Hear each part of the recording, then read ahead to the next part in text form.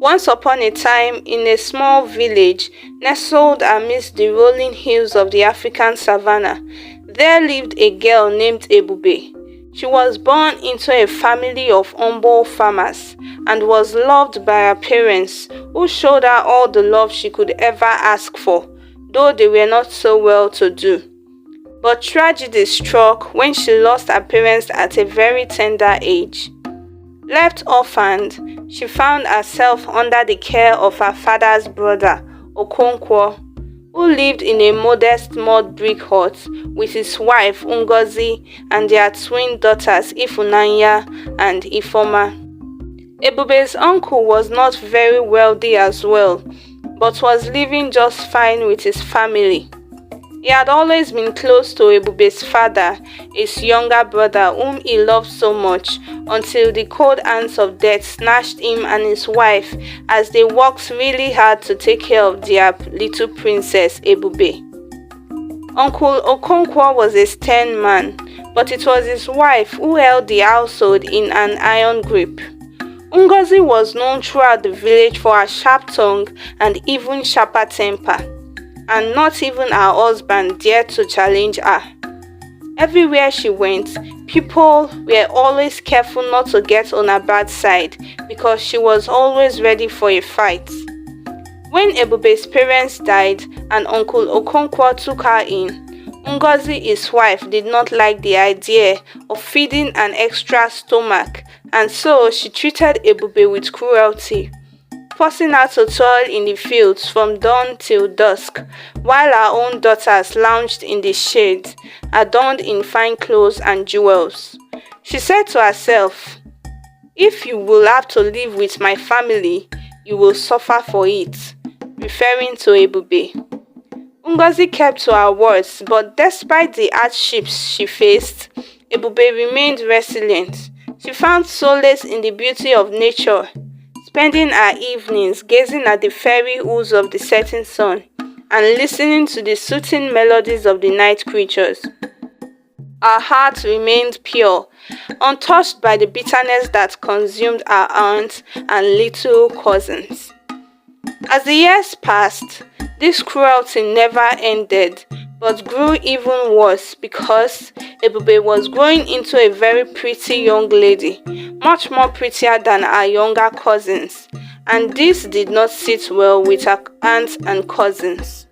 Soon, news spread throughout the village of an impending royal ball, where the prince of that village, known as Ikena, would choose a bride from among the maidens of the land, because he was now of age and would soon take over the throne of the village.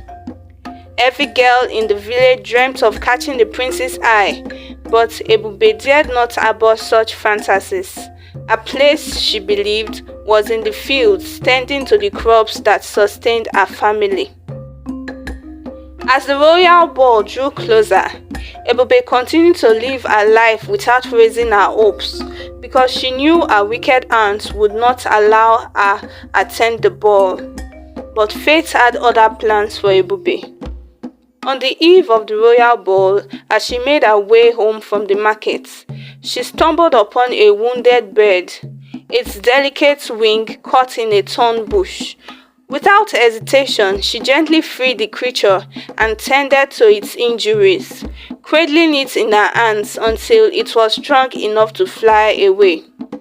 Unknowing to Ebube, her act of kindness had caught the attention of the prince himself, who had been watching from behind a tree. Intrigued by her beauty and compassion, Prince Ikena vowed to seek out the maiden who possessed such grace.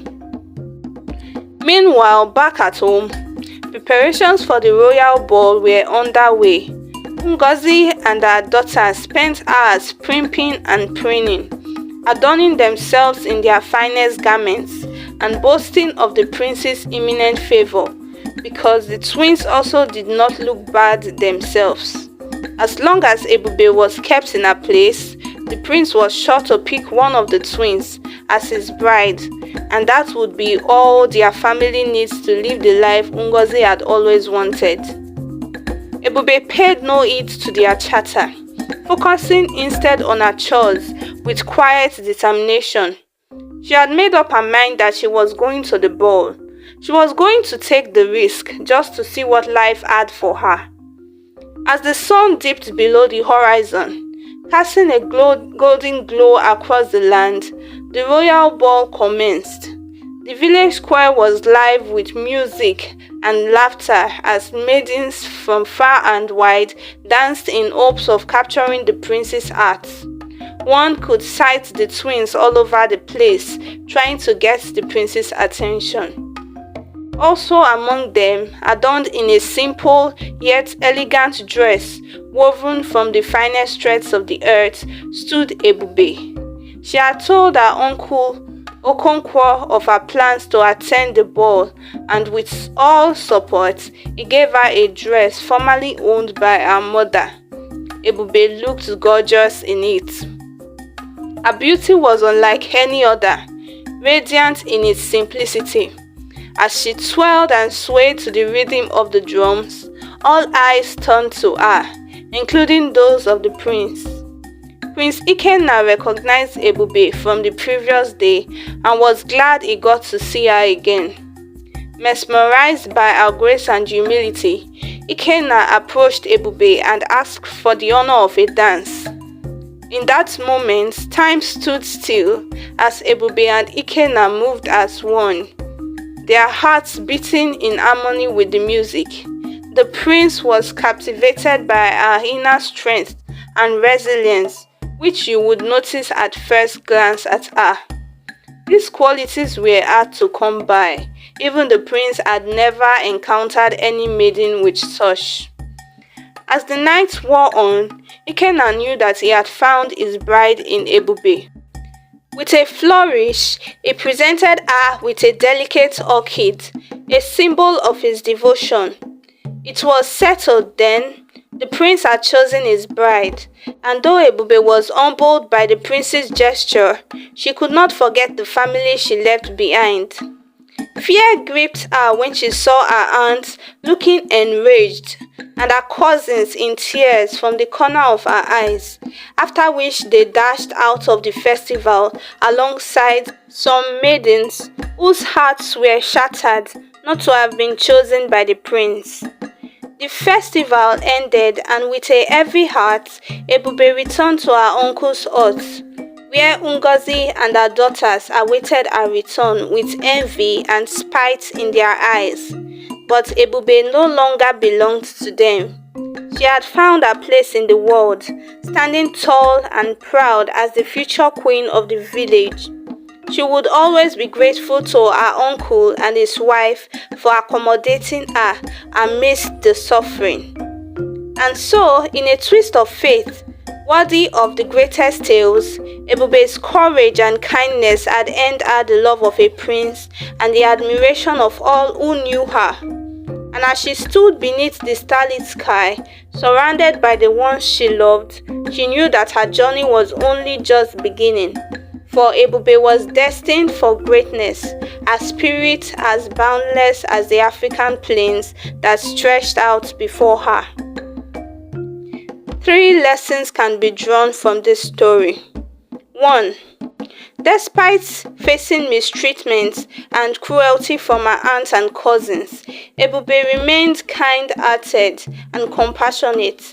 Her act of rescuing the wounded bird symbolizes the power of kindness to overcome adversity and touch the hearts of others. The lesson here is that kindness and compassion can ultimately triumph over cruelty and hostility, leading to positive outcomes and fostering a sense of unity within communities. 2. Ebube's resilience in the face of hardship and adversity serves as an inspirational example. Despite losing her parents at a young age and enduring mistreatment from her relatives, she perseveres with grace and dignity, never losing hope or succumbing to despair. This teaches us the importance of resilience in overcoming life's challenges and the value of maintaining a positive attitude even in the darkest times. 3. Ebube's inner beauty, characterized by her kindness, humility, and courage, is what ultimately captures the prince's heart. In a world where superficial appearances often hold sway, the story emphasizes the importance of looking beyond outward beauty and recognizing the true worth of individuals based on their character and actions.